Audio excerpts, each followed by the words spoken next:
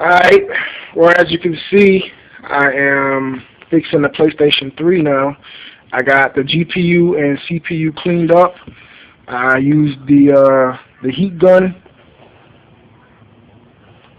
The heat gun was used on both chips, and now we are almost ready to apply the thermal paste when it cools off. And the fan assembly for both chips, GPU, CPU, will go back on.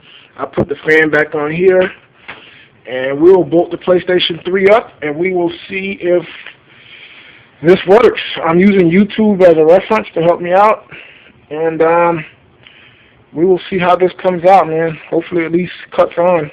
Works, we'll see. So I will keep you guys updated.